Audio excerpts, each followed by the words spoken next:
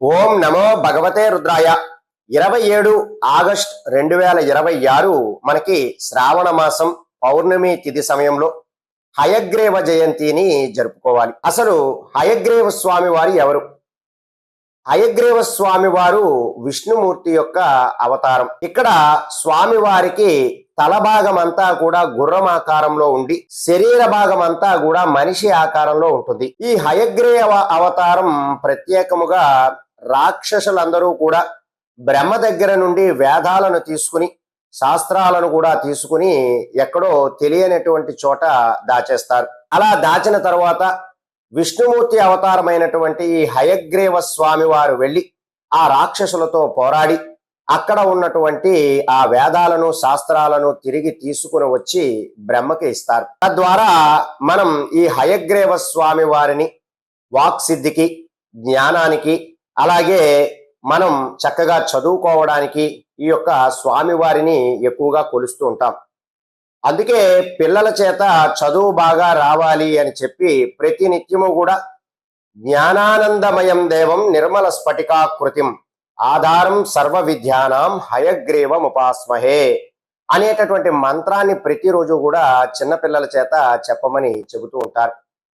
ఈ హయగ్రీవ స్వామి వారు విష్ణుమూర్తి అవతారం కావున మీరు ఈ హయగ్రీవ జయంతి రోజున దగ్గరలో ఉన్నటువంటి వైష్ణవ దేవాలయాలను ఖచ్చితంగా దర్శించాలి. ఈ హయగ్రీవ జయంతి రోజునాడు హయగ్రీవ స్వామి వారి యొక్క ఒక ప్రత్యేకమైనటువంటి పూజా కార్యక్రమం ఉన్నది. ఆ కార్యక్రమాన్ని గనక పిల్లల చేత చేయించినట్లయితే ఆ పిల్లలు చక్కనైనటువంటి జ్ఞాపక శక్తి కలిగి ఉండడము, అలాగే వారు చదువులో మంచి ఉత్తీర్ణత పొందడము, వారికి ఏకాగ్రత కలగడము, జ్ఞాపక శక్తి పెరగడము, పుస్తకాలంటే ప్రీతి కలగడము కూడా జరుగుతుంది. హయగ్రీవ స్వామి వారిని ప్రధానముగా పండితులు, ఉపాధ్యాయులు, విద్యార్థులు, ఏదైనా విద్యని అభ్యసిస్తున్నటువంటి వారు, నూతన విద్యా ప్రారంభం చేసినటువంటి వారు ఈ హయగ్రీవ స్వామి వారిని గనక ఆరాధించారంటే మీకు అన్ని శుభ ఫలితాలు కలగడమే కాకుండా మీకు హయగ్రీవ స్వామి వారి యొక్క అనుగ్రహంతో ఆ విద్య అంతా కూడా చక్కగా శ్రద్ధగా అభ్యసించేటటువంటి అవకాశాలు ఉంటాయి. ఈ హయగ్రీవ జయంతి మనం శ్రావణ మాసంలో శుక్లపక్ష పౌర్ణమి రోజున జరుపుకుంటాం. మనకి ఈ సంవత్సరం 27వ తారీఖు ఆగస్టు 2026 ఉదయం 9 గంటల నుండి మనకి పౌర్ణమి తిథి ప్రారంభమవుతున్నది. మరుసటి రోజు 28 ఆగస్టు 2026 9 గంటల వరకు పౌర్ణమి తిథి ఉన్నది. కాబట్టి మనం 27 ఆగస్టు 2026న మనం శ్రావణ పౌర్ణమిని జరుపుకుంటూ ఆ రోజే హయగ్రీవ జయంతిని కూడా జరుపుకోవాలి. ఈ హయగ్రీవ జయంతి రోజు నాడు చేసుకోవలసినటువంటి ఒక ప్రత్యేక పూజా పరిహారం మీకు ఈ వీడియోలో తెలియజేస్తాను. ఈ యొక్క పూజా కార్యక్రమాన్ని అంతా కూడా పిల్లల చేత చేయించడానికి ప్రయత్నం చేయండి. ఎవరైతే పిల్లలు చదువుతూ ఉంటున్నారో, ఏదైనా నూతన విద్యా ప్రారంభం చేస్తున్నారో, ఉపాధ్యాయులు కానీ అలాగే పండితులు కానీ ఈ యొక్క పూజనంతా కూడా చేసుకున్నారు అంటే మంచి ఫలితాలు అనేటటువంటివి మీకు కలుగుతాయి. ప్రధానముగా హయగ్రీవ జయంతి రోజున మీరు ఉదయాన్నే నిద్రలేచి మీరు స్నానం చేస్తున్నటువంటి నీటిలో కొద్దిగా పసుపును వేసుకొని ఆ నీటినంతటినీ కూడా కలిపి మీరు శిరస్నానం చేయాలి. అలాగే పిల్లలు గనక ఈ పూజ చేసుకుంటున్నట్లయితే పిల్లల చేత ఆ పసుపు కలిపినటువంటి నీటితో స్నానం చేయించాలి.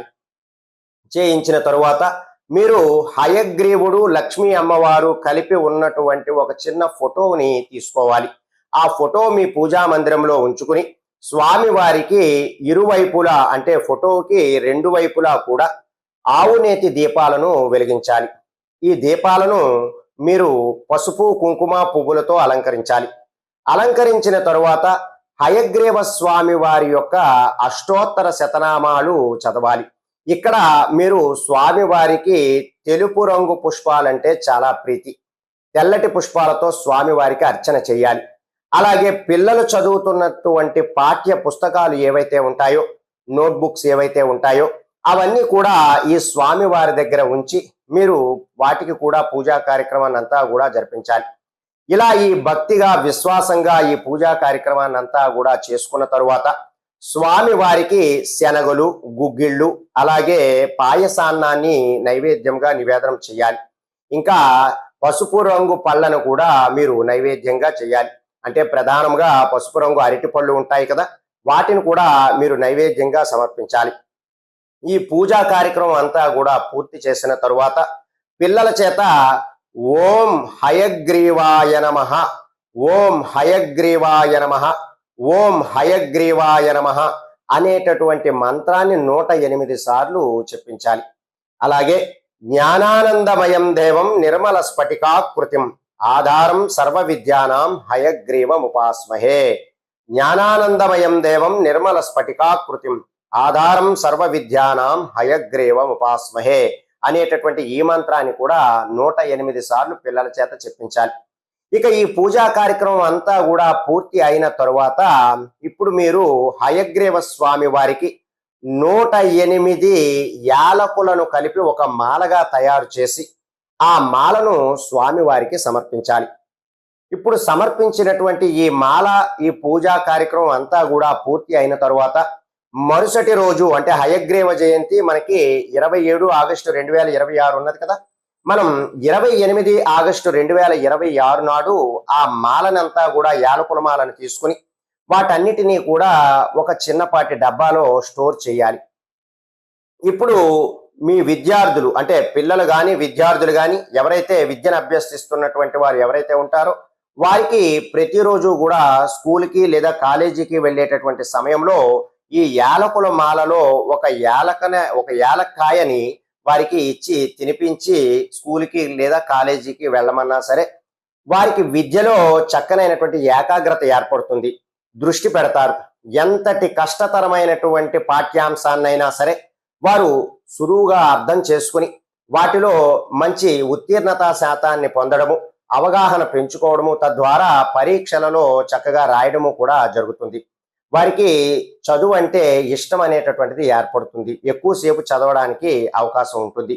ఈ హయగ్రీవ స్వామి వారి యొక్క ఈ శక్తివంతమైనటువంటి పరిహారాలను ప్రత్యేకంగా పిల్లలు నూతన విద్యను అభ్యసిస్తున్నటువంటి వారు కనుక ఆచరించారు అంటే మంచి ఫలితాలు అనేటటువంటివి ఉంటాయి. ఎవరైతే పిల్లలు బాగా చదవడం లేదు, వారు వెనకబడి ఉన్నారు అనేటటువంటి వారి కోసం ఈ వీడియో వారందరికీ కూడా షేర్ చేయండి. అలాగే ఈ ఛానల్ని సబ్స్క్రైబ్ చేసుకోండి. అలాగే ఈ వీడియోని లైక్ చేయండి. మరిన్ని పరిహారాల కోసం మా ఛానల్ని మీరు ఎప్పుడూ కూడా సబ్స్క్రైబ్ చేసుకుని చూస్తూ ఉండండి. సర్వే జనా సుఖినో భవంతు. శుభం.